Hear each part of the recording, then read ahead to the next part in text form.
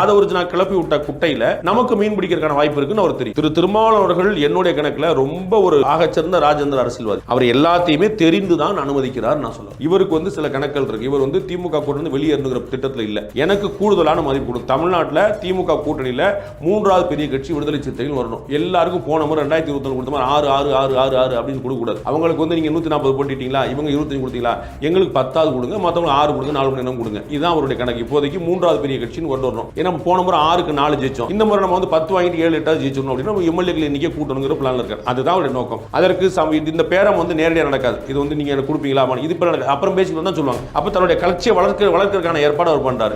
இவங்க எல்லாருக்கும் திமுகவுக்கும் புரியும். திமுக குட்டி கட்சி, குழந்தை கட்சி, அவங்களுக்கும் புரியும். அவங்களும் இதை பார்த்துட்டே இருப்பாங்க. சோ முடிவு இதுக்கு எங்க போகுது, என்ன நடக்குங்கிறது 25 டிசம்பர்ல தான் தெரியும். இப்போது தெரியும். திரு திருமாவளவர்கள் என்னுடைய கணக்குல ரொம்ப ஒரு ஆகச்சிறந்த ராஜேந்திர அரசியல்வாதி. அவர் எல்லாத்தையுமே தெரிந்துதான் அனுமதிக்கிறார் நான் சொல்லுவேன். இவ்வளவு தூரம் போட்டும் ஆரம்பிக்கிறார். அதுல நமக்கு ஒரு நல்லது இருக்கு. அவர் தான் அது இன்னைக்கு அந்த இடைநீக்கம் பண்ணக்கூடிய அறிக்கையில கூட சொல்றார், கட்சிக்கான நல்ல முயற்சி இருக்குது அப்படின்னு. பிரஸ் மீட்ல சொல்றார், என்கிட்ட கேட்டு தான் போனாருன்னு சொல்றார். இது எல்லாமே ஒரு சிக்னல் தான். நமக்கு இதுல ஒரு ஆதாயம் இருக்கு. ஆதவர்ஜனா கிளப்பி விட்ட குட்டையில நமக்கு மீன் பிடிக்கிறதுக்கான வாய்ப்பு இருக்குன்னு அவர் தெரியும். இப்ப அந்த மேடையை பயன்படுத்தி திமுக அவர் கடுமையா விமர்சிக்கிறார், நேரடியாக விமர்சிக்கிறார். யாருங்க இருக்கிறாங்க, யாருங்க பொறுப்பு, யாருங்க விமர்சிக்கணும்? இப்ப யாரும் விமர்சிக்க, இப்ப மத்தியில நீங்க ஒரு அரசு குற்றம் சொல்லுங்க, என்ன செய்வீங்க நீங்க? இல்ல, இந்த விமர்சனங்கள்லாம் வைக்கப்பட வேண்டியது. ஆனா மத்திய அரசுடைய செயல்பாடு பத்தி ஒரு விமர்சனம் நீங்க வைக்கணும். நீங்க பாஜக சொல்லுங்களா, காங்கிரஸ் சொல்லுங்க? பாஜக எதனால சொல்லுங்க. ஆளுங்கட்சியை நோக்கி தான் அவ்வளவுதானங்க. தோழமை எதுக்குங்க சுட்டுனீங்க? தோழமை எதுக்கு சுட்டுனீங்க? அவங்க தானே சார் ஆட்சியில் இருக்காங்க. யார் சார் ரெமெடி கொண்டு வர முடியும்? இந்த பிரச்சனைக்கு ஒரு ரெமெடி யார் கொடுக்க முடியும்? அதுதான் வேங்கை வெயில்ல குற்றவாளிகளை யார் கண்டுபிடிக்க முடியும்? அதிமுகவா, பாஜகவா, பாமகவா? யார் கொண்டு முடியும்? சம்பவத்துல குற்றவாளிகளை யார் பிடிக்க முடியும்? பாஜகவா, அதிமுகவா, மாநில அரசாங்கம்? யார் நடத்துற? எந்த கட்சி? திமுக. அவ்வளவுதான். அதுதான் எனக்கு என்னன்னாக்கா, இதற்கான மேடைகள் இவங்களே ஆர்ப்பாட்டம் பண்ணிருக்காங்க, போராட்டம் பண்ணிருக்காங்க, அங்கெல்லாம் பேச வேண்டியது. இது ஒரு கூட்டணியை பிளவுபடுத்துற மாதிரியான ஒரு நோக்கத்தோடு இருந்த மாதிரி எல்லாரும் பாத்துற மாட்டாங்க. பதில் சொன்ன கேள்விக்கு ரொம்ப வியப்பா இருக்கு. நீங்க பிஜேபி கூட்டணியில் இருக்கக்கூடிய தலைவர், யாராவது கூட்டணி தலைவர் பிஜேபி விமர்சனம் பண்றாரு. சரிதானே? அப்படி விமர்சனம் நடந்திருக்கா சொல்லுங்க. இல்ல, அப்படி விமர்சனம் திமுகங்கிற பேரை சொன்னாரா? திமுகங்கிற பேரை சொன்னாரா? டைரக்டா அதான் அட்டாக் பண்ணி நீங்க சொல்லுங்க.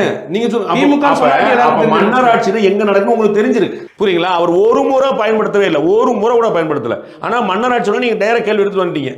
திருநாவுக்கரசர் அவர் மாநில தலைவராக காங்கிரஸ் கட்சிக்கு இருந்தபோது கூட்டணிக்கு எல்லாம் பங்கு போடணும் உள்ளாட்சி தேர்தல் பேசுறாரு. திருநாவுக்கரசர் மாநில காங்கிரஸ் தலைவர், சரிங்களா?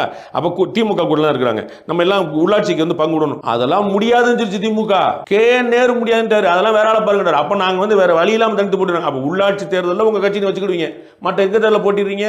அப்ப உங்களுக்கு தெரியல. அப்ப அவங்களை நீங்க பயன்படுத்தி தான் அவர் சொல்றாரு. தலைவர் ஒண்ணு நினைக்கிறாரு, இந்த கூட்டணியில நம்ம மெயின்டைன் ஆகும், நம்ம வெற்றி அப்படின்னு இன்னைக்கு நினைக்கிறாரு. நாளைக்கு என்னங்கிற சிலவரை விதை போட வேண்டியிருக்கும். அதுக்கு ஒரு முயற்சி பண்றாரு. அப்படி அதுதானே அவர் ஓப்பனாவே சொல்றாருல.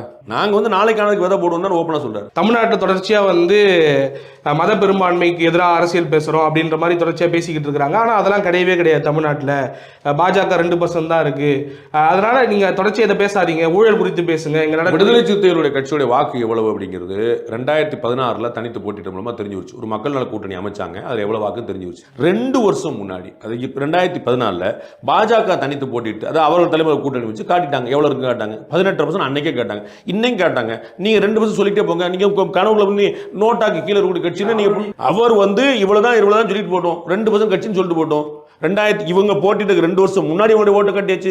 இப்ப 6 மாசம் முன்னாடி கட்டியாச்சு. உங்களுக்கு கசக்கிற உங்க நம்பர் தெரியல, நம்ம என்ன செய்ய முடியும்? ஜெயிக்க போறோம். 2019 திமுக ஜெயிக்க போன்னு சொன்னது பாண்டேங்க. 21 திமுக கூட்டணி ஜெயிக்க போன்னு சொன்னது பாண்டே. 24 திமுக கூட்டணி ஜெயிக்க போன்னு பாண்டே சொன்னார். நான் நம்புவீங்களா நீங்க பாண்டே திமுக காரன? எனக்கு யார் ஜெயிப்பான்னு தெளிவா நான் சொல்லிடுவேன். அவங்க இதுவரைக்கும் சாமி பண்ணிட்டு இதுவரைக்கும் மாறினது இல்லை.